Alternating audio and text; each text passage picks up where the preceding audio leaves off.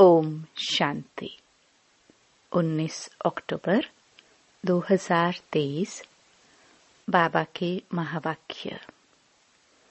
मीठे बच्चे, पढ़ाई कभी भी मिस नहीं करना। पढ़ाई का शौक तब रहेगा जब पढ़ाने वाले बाप में अटूट निश्चय होगा। निश्चय बुद्धि बच्चे ही सर्विस कर सकेंगे। प्रश्न: बाप दादा को बच्चों की कौन सी बात सुनकर बहुत खुशी होती है? उत्तर: जब बच्चे सर्विस समाचार का पत्र लिखते हैं, बाबा आज हमने फलाने को समझाया, उसको 2 बाप का परिचय दिया, ऐसे ऐसे सेवा की, तो बाबा उन पत्रों को पढ़कर बहुत खुश होते हैं। याद प्यार व खुश खैराफत का पत्र लिखने से बाबा का पेट नहीं भरता। बाबा अपने मददगार बच्चों को देख खुश होते हैं, इसलिए सर्विस करके समाचार लिखना है। गीत चलो चले माँ। ओम शांति। बच्चे जानते हैं कांटून से फूलों की दुनिया में जाना है। सतयुगी दुनिया को दैवी फूल ही कहेंगे। कलयुग में मनुष्य हैं कांटे मिसल, एक दो को तंग करते, दुख देते रहते हैं। तुम बच्चे अब खुश होते हो कि चलो अब हम अपने उस दैवी फूलों के सुखधाम में चले। चलने का भी राज समझना है। चलेंगे तब जब अच्छी रीति पढ़ेंगे। पहले तो निश्चय चाहिए पढ़ाने वाला कौन है। यह बातें कोई वेद शास्त्र आदि में लिखी हुई नहीं है। भल गीता में राजयोग लिखा हुआ है। राजाई के लिए पढ़ाई है तो जरूर राजाई सतयुग में देंगे। पहले तो पढ़ाने वाले का निश्चय चाहिए। यह कोई साधु संत मनुष्य तो है नहीं, यह तो है निराकार, सब आत्माओं का बाप, परमपिता परमात्मा, जिन्हों को कल्प पहले मुआफिक निश्चय होना होगा, उन्हों को ही होगा। तुम देखते हो फूलों की दुनिया स्वर्ग में चलने के लिए हर एक का अपना अपना पुरुषार्थ है। पहले जब निश्चय हो तो झट पढ़ाई में लग पड़े। शास्त्रों में कृष्ण भगवानुवाच लिख दिया है, साथ साथ लिखा भी है रुद्र ज्ञान यज्ञ। अब यह तो ज्ञान की बातें हो गई। मनुष्यों ने फिर श्री कृष्ण को काठ की मुरली दे दी है। गायन भी है ना, तेरी मुरली में जादू है खुदाई। अब काठ की मुरली में तो खुदाई जादू हो ना सके। वह तो मुख से मुरली बजा सकते हैं। श्री कृष्ण का बचपन ही दिखाते हैं। आपस में खेलते कूदते रहते हैं। यह बातें बड़ी समझने लायक हैं। यह तो बच्चे समझ गए हैं कि यह बरोबर राजयोग है, अर्थात राजाई प्राप्त करने की पढ़ाई कराने वाले के साथ योग। वह सम्मुख आकर पढ़ाते हैं। इसमें काठ के मुरली की कोई बात नहीं। यह बातें ही निराली हैं। यह किसको भी पता नहीं है कि निराकार भगवान स्वयं आकर पढ़ाते हैं। श्री कृष्ण के लिए भी कहते हैं, उनकी मुरली में खुदाई जादू है। तो खुदा और हो गया ना। श्री कृष्ण को खुदा नहीं कहेंगे।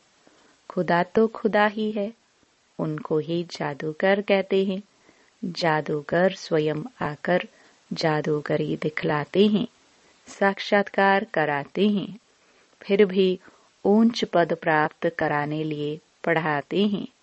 मीरा ने भी वैकुंठ देखा और डांस की, परंतु वह राजयोग नहीं सीखी। राजयोग की बात कोई भी शास्त्र में नहीं है। मीरा को पढ़ाने वाला तो कोई नहीं था। मीरा का नाम भी भक्त माला में है।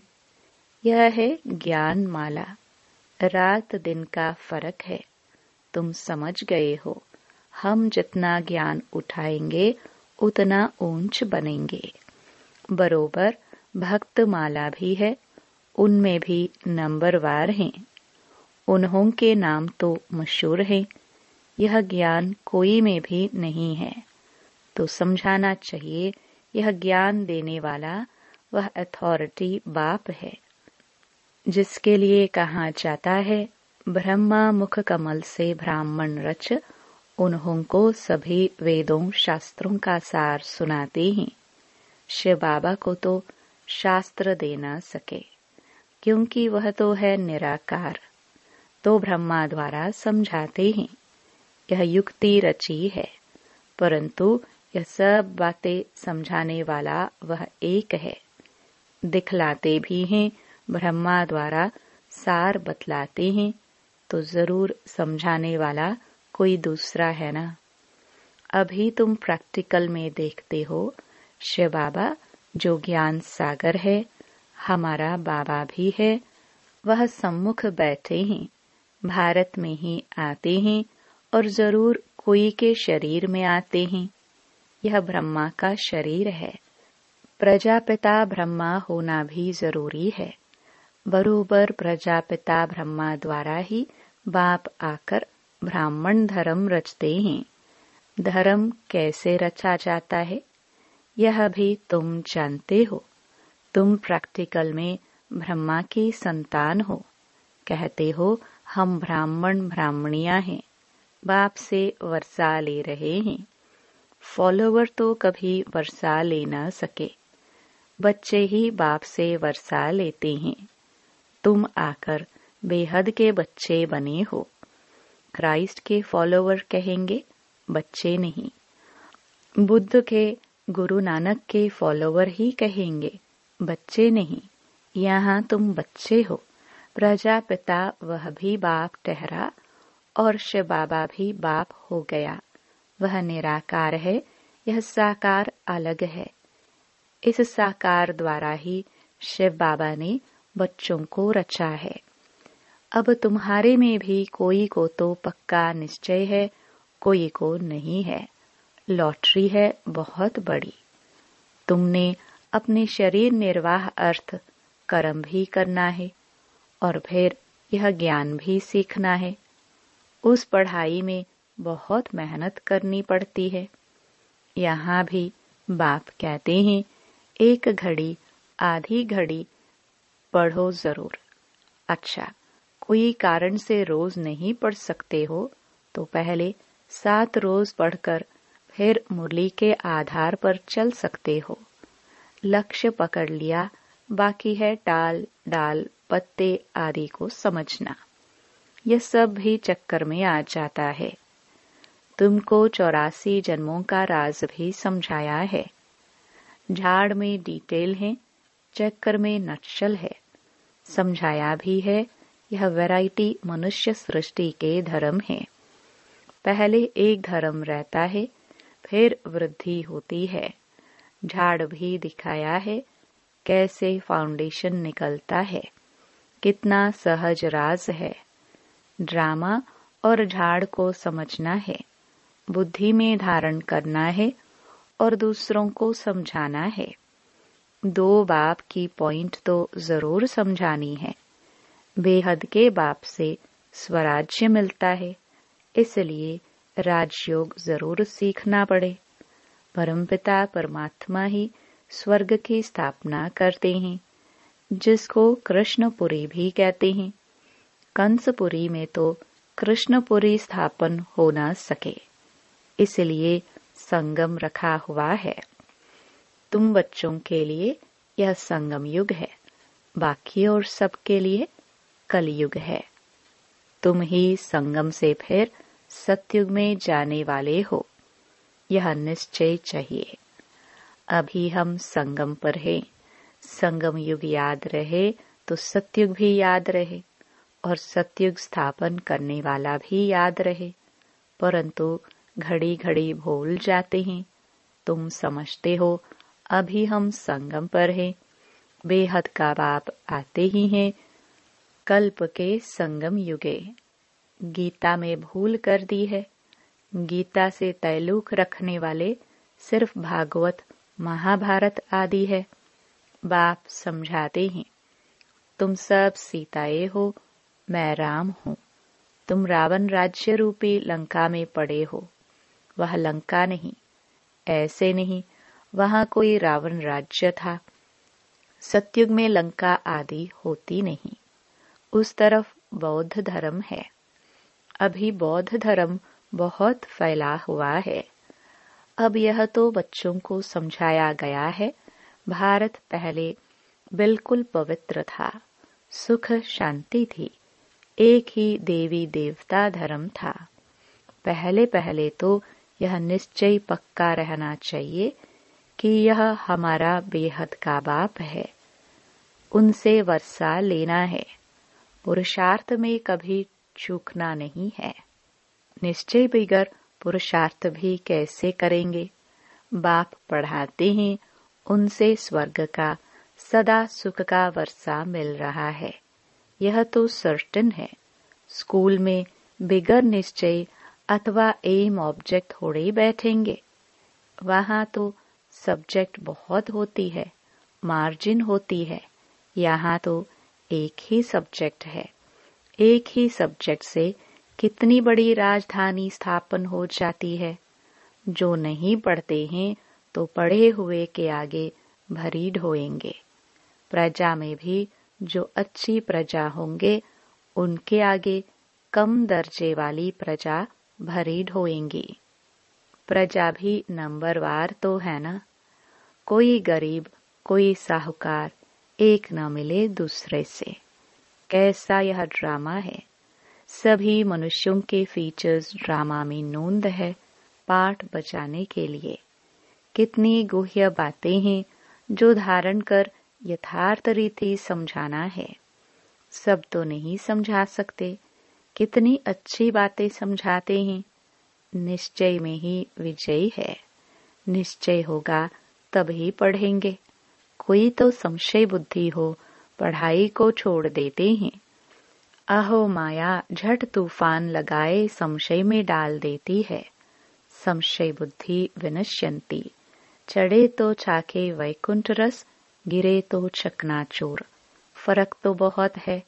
गिरे तो एकदम चंडाल, चढ़े तो एकदम बादशाह।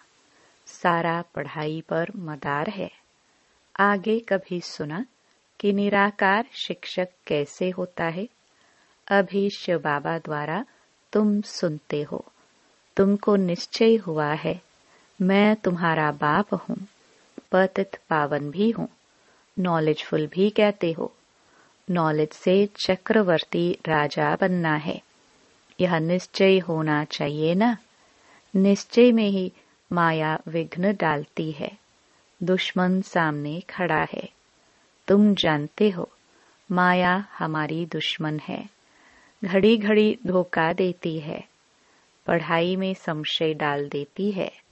संशय में आकर बहुत बच्चे पढ़ाई को छोड़ देते हैं।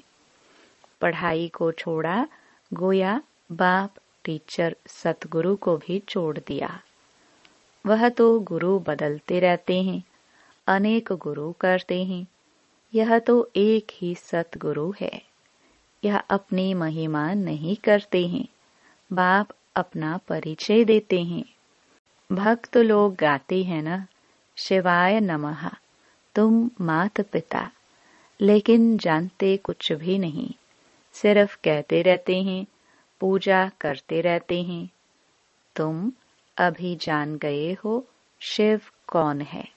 शिव के बाद फिर आते हैं ब्रह्मा सरस्वती। लक्ष्मी नारायण बाद में आते हैं। पहले शिव बाबा, फिर ब्रह्मा विष्णु शंकर। बाप कहते हैं मैं पहले पहले ब्रह्मा में प्रवेश करता हूँ। इनको पहले रचता हूँ। ब्रह्मा द्वारा स्थापना कर फिर ब्रह्मा ही विष्णु बन पालना करते हैं। यह सब पॉइंट्स नोट करनी चाहिए। फिर किसको समझाने की कोशिश करनी चाहिए। कोई तो बहुत अच्छा समझाते हैं। बाबा की तो बात ही अलग है। कभी शिव बाबा समझाते, कभी यह भी समझाते हैं। तुम हमेशा समझो शिव बाबा समझाते हैं। शिव बाबा को याद करने से विकर्म विनाश होते हैं। तुम समझो शिव बाबा इन द्वारा नई नई पॉइंट्स सुनाते हैं, बड़ी युक्ति से समझाते हैं। तो बच्चों को समझना भी चाहिए। पहले तो निश्चय करना है। 7 रोज में भी रंग अच्छा लग सकता है, परंतु माया भी बहुत तीखी है ना। पहले पहले तो निश्चय बैठे कि बाप परमपिता परमात्मा स्वर्ग का रचयिता है, तो जरूर उसने ही राजयोग सिखाया होगा। श्री कृष्ण सिखला न सके। उनका आना ही सतयुग में होता है। स्वर्ग का रचयिता शिव बाबा है। अगर कोई कहे श्री कृष्ण के तन में आया, परंतु श्री कृष्ण तो उस रूप में आ न सके। उनका आना ही सतयुग में होता है। बाबा किसी के गर्भ से तो जन्म नहीं लेता। इनके तन में प्रवेश कर इनका भी परिचय देता है कि इनका नाम ब्रह्मा हमने क्यों रखा। यही शुरू से लेकर अंत तक पाठ बजाते हैं। तुम्हारे भी बहुत अच्छे अच्छे नाम रखे थे। कितने बच्चों के नाम आए, वंडर है ना। फट से 2-250 के नाम आ गए। इतने नाम तो यहाँ के ब्राह्मण लोग दे न सके। संदेशी फट से नाम ले आई। बेहद के बाप ने नाम रखे। वंडर है। वंडरफुल बाप, वंडरफुल एम ऑब्जेक्ट। तुम सो राजाओं के राजा बनेंगे। लक्ष्मी नारायण का चित्र बड़ा क्लियर है। ऊपर में त्रिमूर्ति का चित्र बड़ा एक्यूरेट है। 84 जन्म भी जरूर लेने हैं। कलयुग का अंत पतित, सतयुग की आदि पावन। बच्चों को सर्विस का सबूत देना चाहिए। बाबा, हमने भी यह छोटे छोटे पर्चे छपवाए। ऊपर में शिव, त्रिमूर्ति और 2 बाप का परिचय हो। यह पॉइंट जरूर होनी चाहिए। ऐसे ऐसे पर्चे छपवा कर खूब सर्विस करके समाचार देना चाहिए। तब बाप की दिल पर चढ़ेंगे। चिट्ठी सिर्फ खुश खैराफत की नहीं, सर्विस करके समाचार लिखना है कि बाबा यह सर्विस की। सिर्फ याद प्यार लिखने से बाबा का पेट क्या भरेगा। आज फलाने को समझाया, आज पति की सर्विस की, बहुत अच्छा खुश हुआ।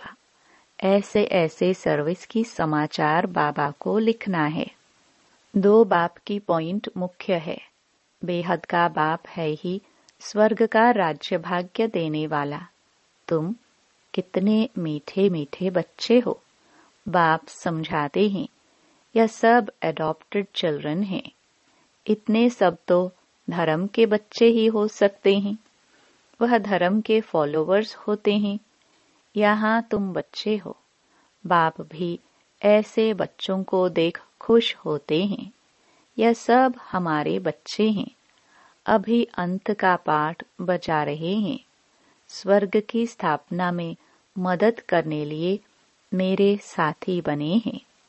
यह है रुद्र शिव बाबा का राजस्व अश्वमेध ज्ञान यज्ञ। शिव बाबा स्वर्ग की स्थापना कैसे करते हैं?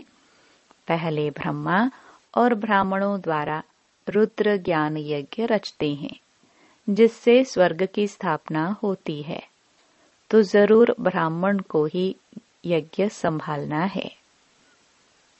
अच्छा, मीठे मीठे सिखिलदे बच्चों प्रति माता पिता बाप दादा का याद प्यार और गुड मॉर्निंग।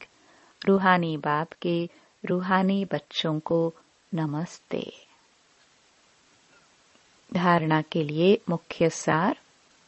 पहला, निश्चय बुद्धि बन पढ़ाई करनी है। कभी भी किसी बात में संशय नहीं उठाना है। निश्चय में ही विजयी है।